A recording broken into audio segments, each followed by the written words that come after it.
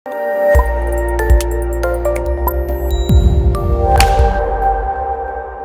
सवाल ये कि आप किस मीडियम से पढ़ाई किए थे और आपको भी कभी ऐसी तकलीफें झेलनी पड़ी आपके साथ, या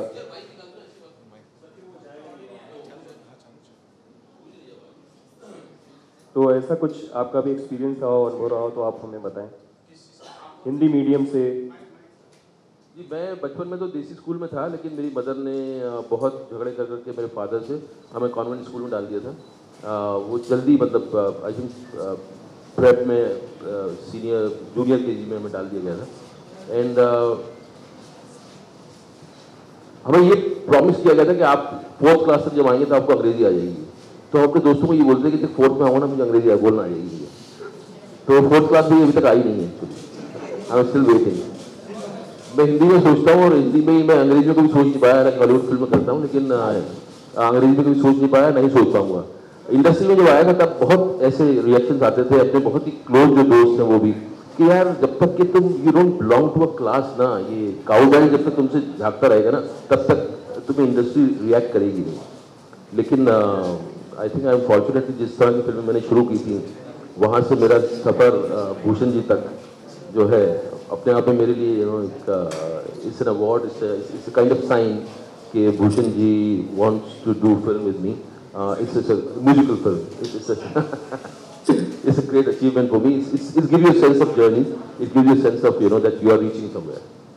हाय इरफान, सब्जेक्ट बहुत ही अच्छा है, ट्रेलर भी बहुत अच्छा है। देश में जिस तरह के हालात हैं, मतलब ऐसा माना जाता है जो हिंदी पढ़ता है, जो जिसे अंग्रेज़ी नहीं आती है, उसे कमतर माना जाता है, उसे इंटेलेक्चुअल नहीं माना जाता, उसे इंटेलिजेंट भी नहीं माना जाता, और उसके लिए काम करने के मौके जो हैं वो बहुत कम है, क्योंकि सब कुछ अंग्रेज़ी से जोड़ दिया गया है। तो ये जो हालात है देश में, उसके बारे में आप क्या कहना चाहेंगे? इसीलिए तो फिल्म बनाई है, इसीलिए सब्जेक्ट इतना आपको हिट करता है। क्या ये हमारी एक तरह से मेंटल स्टेट है, ये एक हमारे खून में बैठ गया है, मतलब हमारे साइकी में घुस गया है कि अगर हिंदी का कोई प्रोनाउंसिएशन गलत हो गया तो आदमी बेकार हो गया। और हमारी फिल्म में इस बात को एम्फसाइज किया गया है। एंड बहुत एंटरटेनिंग तरीके से इस सब्जेक्ट को हमने डील किया है। और ये हमारी साइकी है कि अगर अंग्रेज़ी थोड़ी सा अगर प्रोनाउंसिएशन गलत है तो आदमी में कुछ गड़बड़ है, उसकी सोच में कुछ कमी है। तो ये हमारी मानसिकता है। और आई थिंक जितना हम अपने आप की कदर कर सकें, अपनी सेल्फ रिस्पेक्ट कर सकें, वो ज़्यादा बेहतर होगा। अच्छा, एक सवाल और था कि बदले हुए हालात में क्या ऐसा माना जाए कि जो पाकिस्तानी एक्टर्स हैं सबा कमर इस फिल्म में, वो प्रमोट नहीं कर पाएंगी, और ये कितना अनफॉर्चुनेट है आप लोगों के लिए अगर वो प्रमोट नहीं कर रही हैं फिल्म? तो ये आपको लगता ही है कि अनफॉर्चुनेट है कि वो नहीं आ सकती हैं, हालात ऐसे हैं। अब उसके बारे में आप भी आप भी समझदार लोग हैं, आप खुद रिएक्ट करिए, आप बताइए आपको कैसा लग रहा है। Yeah. Irfan, is it really difficult to break the class divide within the industry? As you were saying that when you came here new, there were certain presumptions and assumptions about you because of perhaps the language or the background. Is it really difficult to break that and move ahead?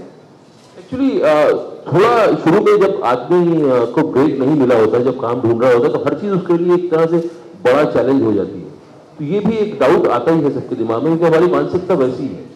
तो वो एक but मुझे नहीं लगता कि अगर आदमी industry उसको उस तरह से रिएक्ट करती है।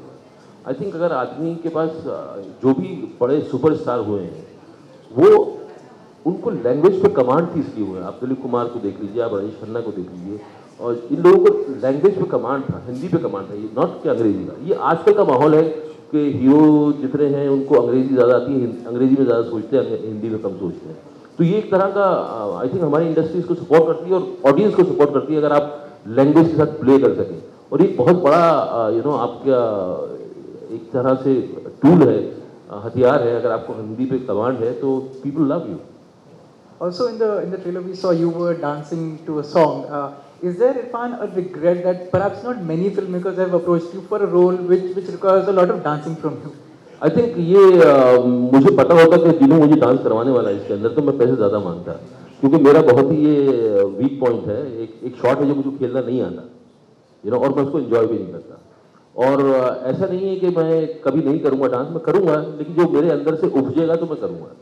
और मुझे नहीं लगता कि पब्लिक मेरा डांस देखने के लिए कोई आतुर बैठी हुई है।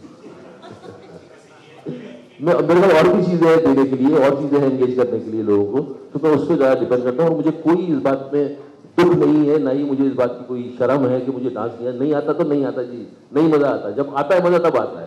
तो लेकिन वो मैं एक्शन कट भी नहीं कर सकता, यू नो। AIB के एक वीडियो में हमने आपको देखा था। हाँ, वो क्योंकि वो कॉन्सेप्ट मुझे बहुत अच्छा लगा था, और मैं उस कॉन्सेप्ट अच्छा लगा था तो वो अंदर से आपको हुआ था तो मैंने कर दिया। बट ऐसा अगर चैलेंज आएगा कि यार एक्टिंग जो है आपको नहीं मौके ही नहीं मिलेंगे अगर आपको डांस नहीं आया, तो मैं वो भी सीख लूँगा फिर। इरफान कमलिया, हाय।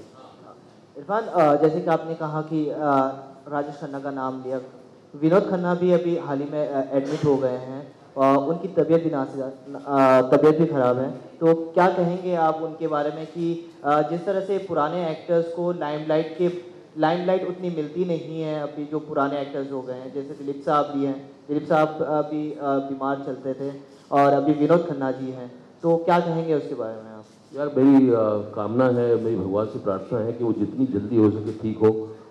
हमें हमारी कोई ज़रूरत पड़ी, हमें अपना अंग देना पड़ा तो हम वो भी देंगे उनके लिए। मेरे लिए विनोद खन्ना बहुत मायने रखते हैं। मैं हिंदी इंडस्ट्री का सबसे खूबसूरत इंसान मैं उनको मानता हूँ। दो लोग बहुत खूबसूरत हैंडसम लोग थे, एक धर्म पाजी अपने और एक विनोद खन्ना, जो मतलब बहुत ही खूबसूरत इंसान। और मैंने आज पहली बार उनका फ़ोटो देखा और मुझे बहुत धक्का लगा। और मेरी कामना है भगवान से कि यार किसी तरह से जितनी जल्दी हो सके वो हम उनको वापस हेल्थ उनकी वापस मिले और उनको अच्छा दिख सके। मैम, ऐसी कोई फिल्में हैं विनोद जी की जो आपने सारी फिल्में देखता था उनकी, सब फिल्में देखता था। मुझे आज तक याद है खून पसीने में उन्होंने कुछ किया था ऐसा ना, आंखें लाल करके और उनकी आंखें चढ़ी रहती थी। मेरा गांव मेरा देश और सब फिल्में मैंने उनकी देखी है। Most handsome man, beautiful. Somewhere you feel education has become like a business now, because we see in the trailer कि एक 5 star का आप एक जिक्र करते हैं, you know. So in our country, do you feel it becomes like a business now? ये film में आपको ज़्यादा आप देखेंगे तो आपको समझ में आएगा कि it is a business now. और एजुकेशन जो है वो होनी चाहिए मेरे हिसाब से। इंसान की कैपेबिलिटीज़, उसके अंदर के जो गुण हैं उसको फ्लरिश करने के लिए होनी चाहिए, पर्सनालिटी को ओपन अप करने के लिए होना चाहिए, उसको इवॉल्व होने के लिए होना चाहिए। बट हमारी एजुकेशन जो है वो ज़्यादातर एक सिस्टम में किसी तरह से ये आदमी काम आ सके उसके लिए होती है। आपकी एजुकेशन जो है वो लोगों को किसी के लिए किसी कॉरपोरेट में जाके फिट हो सके, उसके काम आ सके, उसके लिए है एजुकेशन के सही मायने मेरे लिए इंसान का इवॉल्व होना है, उसके अंदर जितने गुण हैं उसका फ्लरिश होना होता है। इरफान, आपको जब स्क्रिप्ट मिली थी तो ये हिंदी में मिली थी या इंग्लिश में मिली थी? हिंदी में ही मिली थी भाई साहब। और मेरा इसमें बहुत बड़ा करने का एक बड़ा रीज़न जो है वो दिनों है। मुझे पता था कि जिस तरह से पोजीशन करते हैं फिल्म को, जिस तरह से ये उसको संवारते हैं, जिस तरह से लेके आते हैं, और वो उस पर मुझे बहुत कॉन्फिडेंस था। और मेरा बहुत बड़ा रीज़न करने का एक रीज़न ये था, एक वजह ये थी कि मैं बहुत दिनों से सोच रहा था, कई सालों से सोच रहा था कि यार हम फिल्में बनाते हैं बच्चों की, ऐसी फिल्में नहीं बनाते कि जहाँ परिवार आके देख सके, जहाँ फैमिली आए, बच्चे भी आएँ और दोनों एंजॉय कर सकें। हॉलीवुड बहुत अच्छी तरह से करता है, हम लोग नहीं कर पाते। तो ये इस फिल्म में बहुत पॉसिबिलिटी थी कि बच्चे देखें और पेरेंट्स भी साथ में आएँ और दोनों को मज़ा आए। एंड आपको कभी तकलीफ हुई अपने बच्चों के एडमिशन के लिए असल ज़िंदगी में कभी? मैंने उस तरह का स्कूल चुना ही नहीं भाई साहब, मैंने बिल्कुल वो कन्वेंशनल स्कूल चुना ही नहीं उनके लिए। आपने एक फिल्म की थी मुंबई मेरी जान, मदारी आपने प्रोड्यूस की थी, और ये भी एक कहानी समाज और व्यवस्था पर चोट करती है और सोचने पे मजबूर करती है। आपको कहीं ऐसा लगता है कि फिल्में बनती हैं बहुत गंभीर विषय पर, लोग फिल्में देखते हैं, भूल जाते हैं और सिस्टम में बहुत ज़्यादा बदलाव नहीं आता? अपना जो समाज है बहुत जड़ है इस मामले में, बदलाव बहुत तेज़ी से नहीं होता। ऐसी फिल्में बहुत कम बनती हैं जो समाज और व्यवस्था की बात करती हैं, तो आपका क्या कहना है? मैं हमेशा कुछ फिल्में चूज करने की कोशिश करता हूँ जहाँ के एंटरटेनमेंट हो, लेकिन उसके साथ साथ कुछ और ख्याल रह जाए आपके जहन में देखने के बाद। मतलब ऐसा ना हो कि आपने फिल्म देखी 3 घंटा और उसके बाद उबासी लेते बाहर आ गए और भूल गए। मैं चाहता हूँ मेरी फिल्में थोड़ी आपको एंटरटेन करें और बाद में आपको रेजोनेट करें, आपके मन में ख्याल रह जाए उस फिल्म का। तो ये उसी तरह से डील की गई है। ये कोई बहुत गंभीर तरीके से इसको हमने गंभीर बनाने की कोशिश नहीं की है।